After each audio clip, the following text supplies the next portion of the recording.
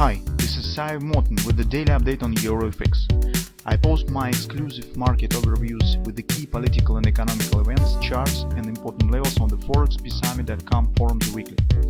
This short video is a response to rapidly changing situation on the currency markets and should help you to stay on top of the game and be profitable.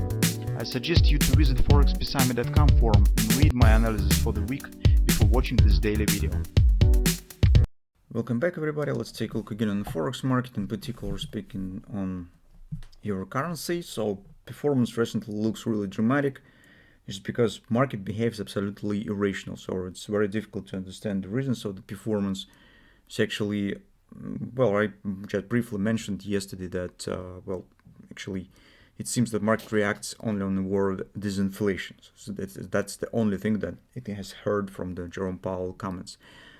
Today also the Peter Schiff has published the tweets where he said that indeed the market behaves looks like somebody had promised them to get the quantitative easing, soft landing, and currently inflation is below 2%.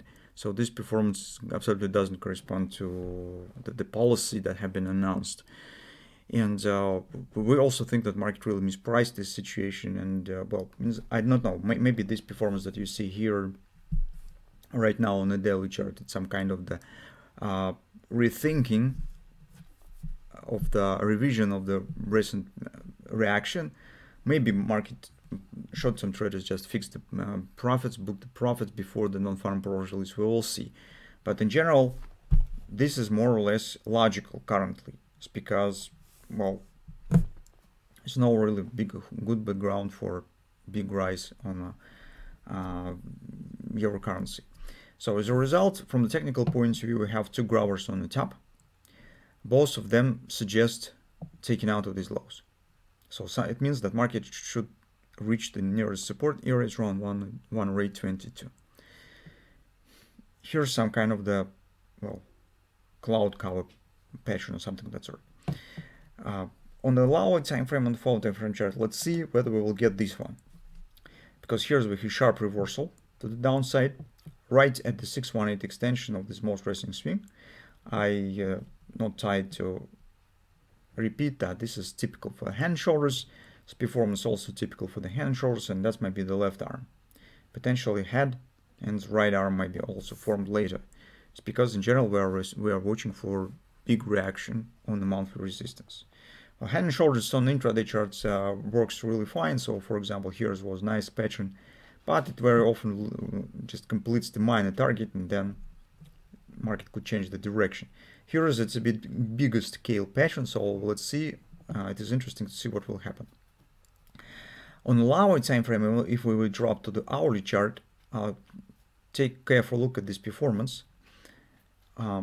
You easily could imagine the big engulfing pattern, bearish engulfing. So if you use not the 4-hour time frame chart but 8-hour time frame, you definitely will see here some kind of the bearish engulfing of the big size. It means that with this performance, with this type of action, we could deal in the same manner as we usually deal with the simple engulfing patterns. It suggests that we should watch for some minor pullback to some resistance level. So here is on hourly chart. And then we are watching for some kind of the A, B, C, top, D continuation. It's usually the target of the engulfing pattern is the length of the bars. So very often, as a rule, I would say that if it works properly, it usually takes the shape of the ABCD pattern on lower time frames.